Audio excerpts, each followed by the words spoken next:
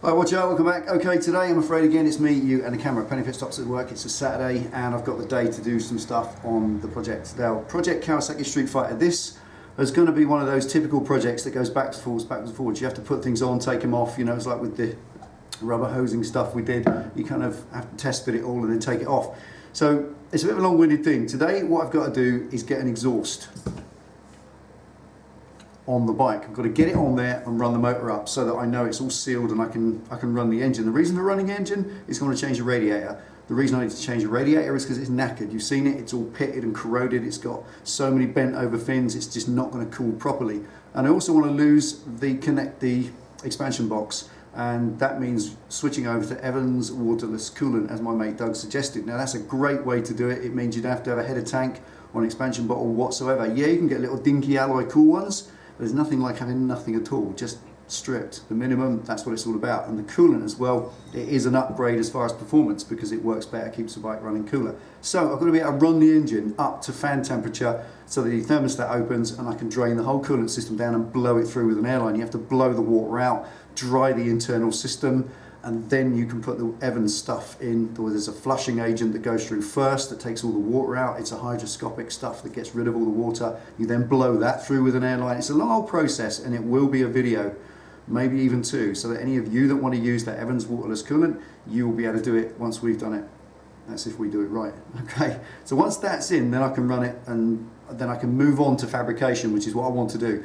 But we have neighbours here. Not only that, the bike's currently running on just a link pipe, and I think people taking the exhaust can off and running an engine, it's okay, but it doesn't sound very good unless you've got like a Bandit which has a choked link pipe, and they sound not too bad, but anything else just sounds horrible. This certainly does. So what I'm going to do, this year exhaust that we're going to put on the bike as part of the project, I'm going to at some point measure where to cut that, because I'm just going to use that as far under the bike as possible, like a little tiny exit pipe. And the great thing with this TEC, this is a TEC bike parts tracker exhaust, 2-in-1 end can, long Sunday name. That's what it is, and they come with a proper full quiet baffle. Goes in there, so that means I can run the motor up. And obviously, if I'm going to do this, I want to be able to stick an exhaust on it so I can run it up for the purposes of changing the radiator. Long-winded story, but that's what we're doing today. So it means tank on, fuel connected up, everything's safe. Cut the exhaust. I've got to cut the downpipe because it's got a bend in the wrong place, and I've got to cut that one because that bend isn't needed, and then that outside or that inside diameter should be the same as that outside diameter, so it should fit straight on. That's all what I'm doing today. So there we are. Let's get stuck in. Welcome back to Delboy's Garage. Let's go.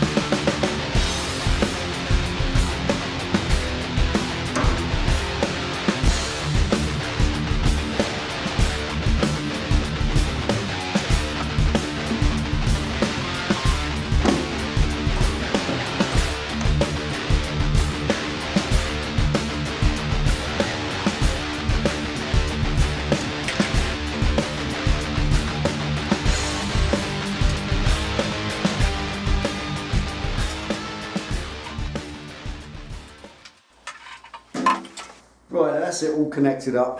Air filter on, tank on, fuel connected up, and so on. Now I know I'm going to get flamed if I don't start it up without the can on, because you kind of, everyone likes that, but it's horrible. I want to show you what I mean. It sounds absolutely ghastly. And the only reason I'm going to fire it up, the only reason I'm going to do it is just to make sure all the fuel system's connected and that there are no electrical problems, that everything I've done so far and touched and disconnected and reconnected and so on is all okay, so that I can go ahead and get on the fabrication without finding a problem waiting for me down the line that's going to give me a nasty surprise. So I'm just going to literally start it up, run it for a few seconds or a minute maybe, and then switch it off. But honestly, it sounds horrible. So you know what I mean?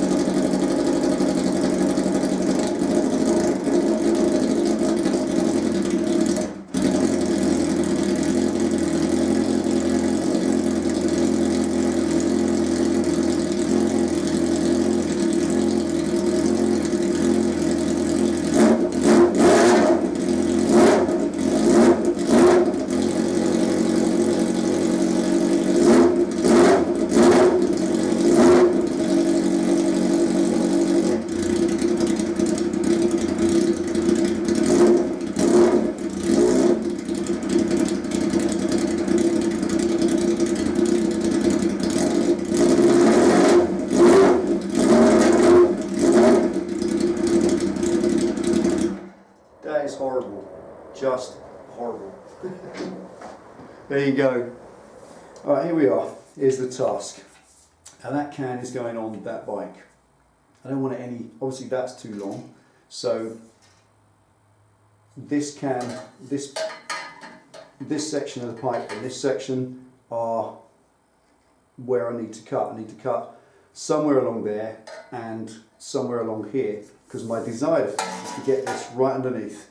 I want to drop that can right down under the bike, so it's literally just sticking out here at an angle, which is good because I don't want it at this angle, and that's quite fortuitous that this bend here isn't much of a bend. If I line up that pipe and that pipe, these two are flared out. This is still coming out slightly. That isn't bent in the same as this bend. It's a lesser bend on here, which is handy because when this goes underneath, when I line that pipe with that pipe, I should still have some kick out there, which will give me, hopefully, this sort of affair right underneath the bike. Bit of centralised mass going on and all that. I'm going to do a bit of cutting and getting rid of all this, but for today, as I said, all this is, I'm just going to cut it there where it's convenient to cut it. You can't uncut a cut, so if I cut down here and it's too far, then I've got to weld it back on, which is pointless. I'm just going to cut it there before the bend, cut that one off there, and slip that over, so I've got this on for the purposes of running up, so it doesn't sound like it did just then, which is ghastly. Right, methods of cuttage. Let's get the tools out.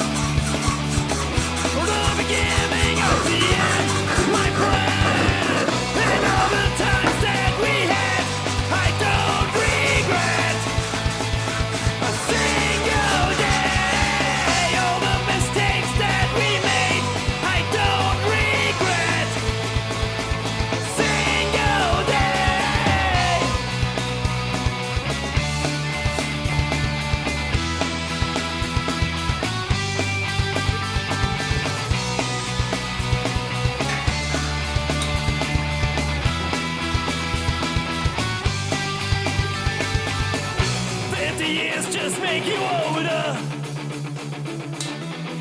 Living in regret. Right, there we are, so let's have a listen to this. I'm going to do it with the baffle in, then take the baffle out while it's running. I'm not going to run the baffle on the road, it's going to have no baffle, but it'll be handy to know what it can sound like if I need an MOT in the future. So let's get it fired up and try it both ways.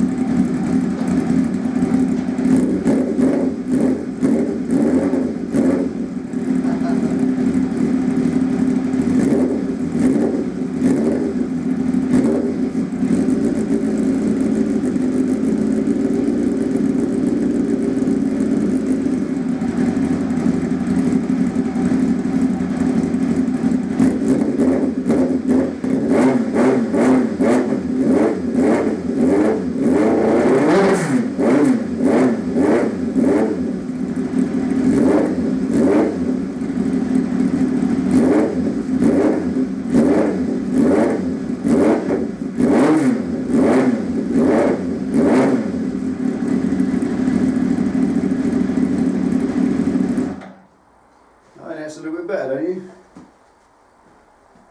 Now let's show you this.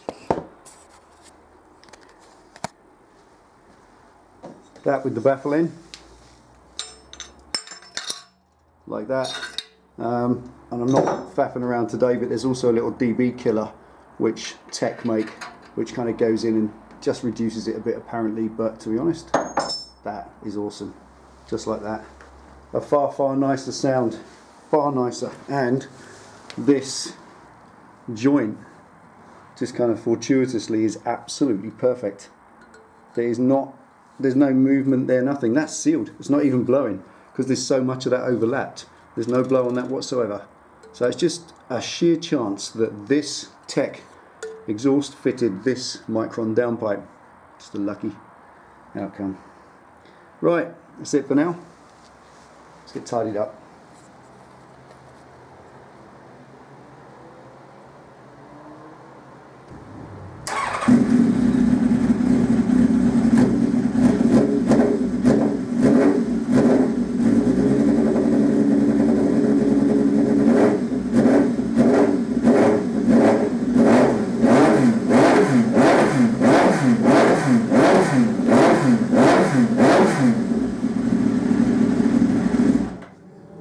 That's nasty.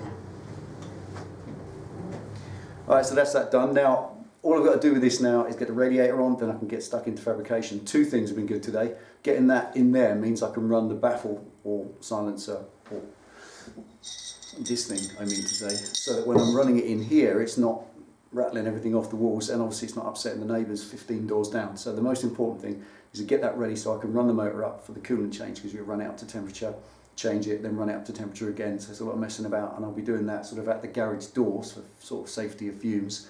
And in that sense, I don't want to make too much noise. So that's done. Once it's done, the baffle, that will go in the archives until MOT time, and then the pipe itself will be chopped down. I've got to cut both of those pipes. What I've done is just make them so I can fit one over the other. Both the silencer pipe and the downpipe itself will be cut down to both of their absolute respective minimums to give me about 2.5 to 3 inches of each. then that will fit. That silencer then, that will be practically underneath the bike, which is where I want it. Then it's just bracketry, and that's that done. Simple. I'm just going to Scotch Brite the lot, so it's just kind of a satin finish. We've got a killer paint job planned for this. Got someone coming down to do that. It's actually got some talent, so it won't be me. And when you see that, that will be probably in my view, that will be the pinnacle of this whole build. That will be something fantastic. What you'll see there, that will be the most entertaining and fascinating video of all of this. Personally, it's the one I'm looking forward to the most. A really, really good friend of mine coming down to do it, and I'm really looking forward to that. So, with everything else that we've done, taking off the loom, taking the tank, taking everything, stripping everything apart to get that wiring loom hidden and all ready to go, that's been useful to get that done today and to fire that up to make sure that nothing I've done has been detrimental. Everything works, all the connections are right, it's all unwrapped, it was all unplugged, it was all spread out on the floor and the bench, and it's all back on, neat, tidy, tucked away, and it all works. That's the most important thing. A test of any job is whether it works or not, and it doesn't smell funny after you've fired it back up. So everything's working now, everything's in good order, it starts, it fires up, it runs, it warms up, it ticks over, and everything works while the engine's running. So I've got nothing to worry about. Now I can just get stuck into radiator on, coolant sorted, then I can draw a line under the mechanical stuff and get into the fabrication, which I'm waiting for the most.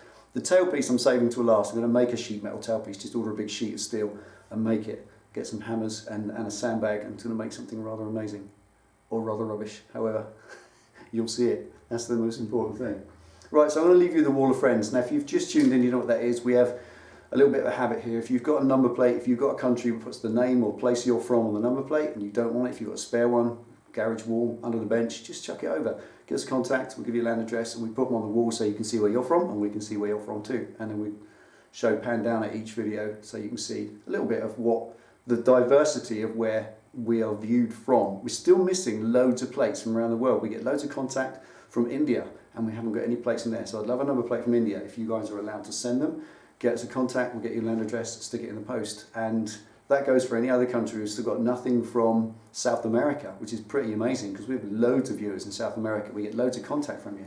So honestly, take part in this. We want to cover the whole garage wall, if necessary the ceiling as well. We're going to cover this place in your number plates, which will show where you're from. So I'm going to leave you with the current state of play on the Wall of Friends. Thanks for watching. Take it easy, ride safe. See you in the next one.